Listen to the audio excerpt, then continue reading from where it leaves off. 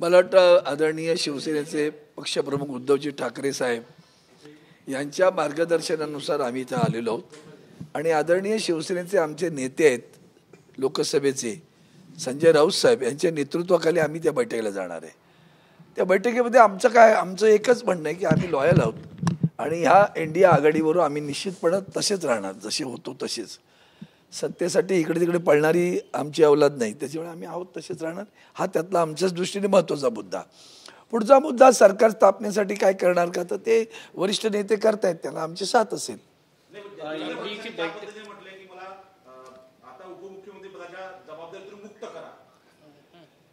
त्यांनी जो राजकीय व्यभिचार मांडला त्या राजकीय व्यभिचाराची परिणती आहे.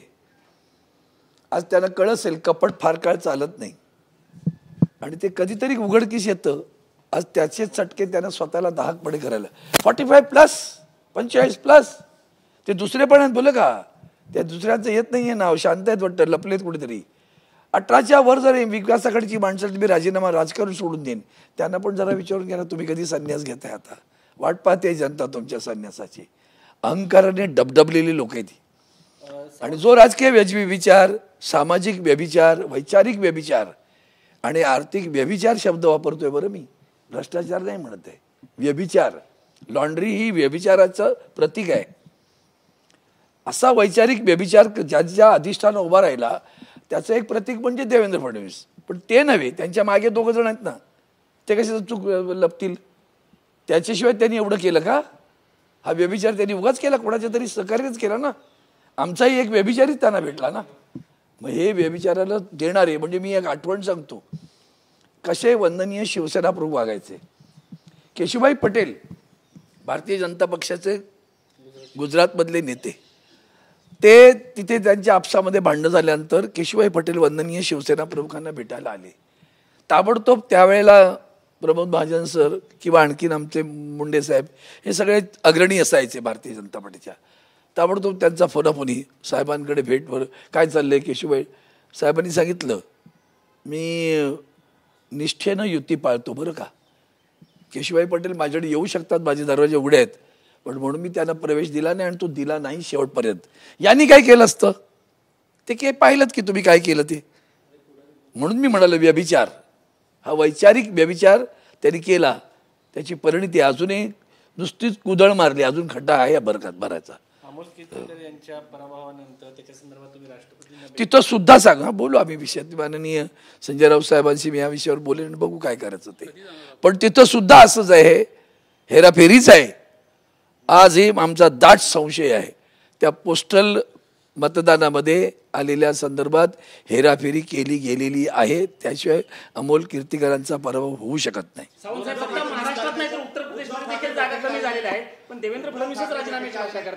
ते तुम्ही फार त्यांचं कौतुक नका करू. तुम्हाला दुःख बिक्क झालं का?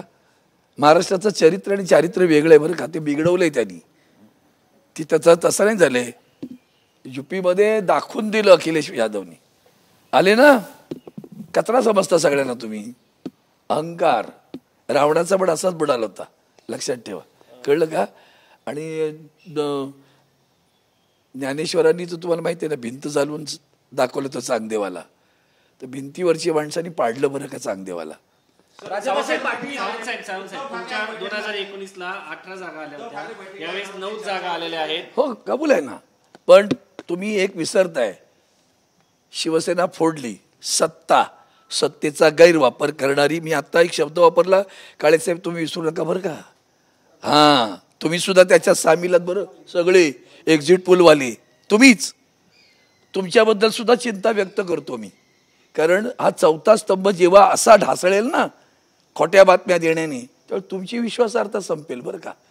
त्याचा तरी गंभीर विचार करा बरं. नको त्या विषयीचा विचार करताय, त्यापेक्षा तुम्ही एक्झिट पोल दिले तेव्हा तुम्हाला विचारतो ना, तुमच्या थोबाडांनी 400 एकत्र जायचं, त्याचं काय झालं, त्याचं उत्तर द्या बरं. द्याच ना उत्तर. 400 पार काय झालं? उद्धवजी म्हणाले तडीपार केलं ना, तडीपार 235 राऊंड ठेवलंय, लक्षात ठेवा. त्यामुळे असल्या गोष्टी जरी असल्या तर आता त्याच्यातलं उदाहरण दिलं तुम्हाला मी 10.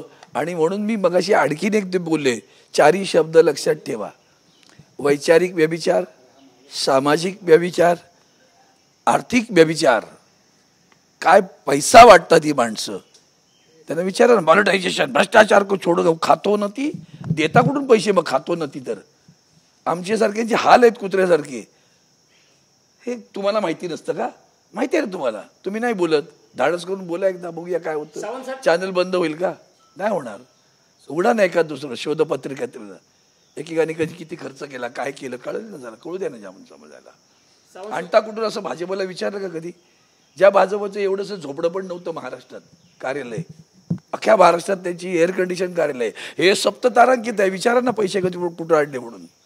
विचारलं कधी? विचारा कधीतरी, कळू दे लोकांना.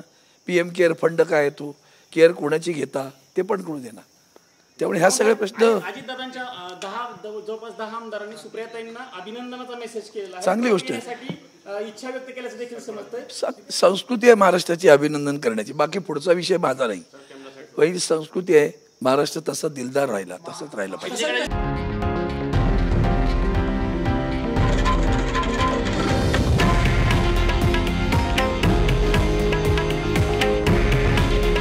हे आहे देशातील नंबर 1 न्यूज नेटवर्क आणि आपण पाहत आहात TV9 मराठी.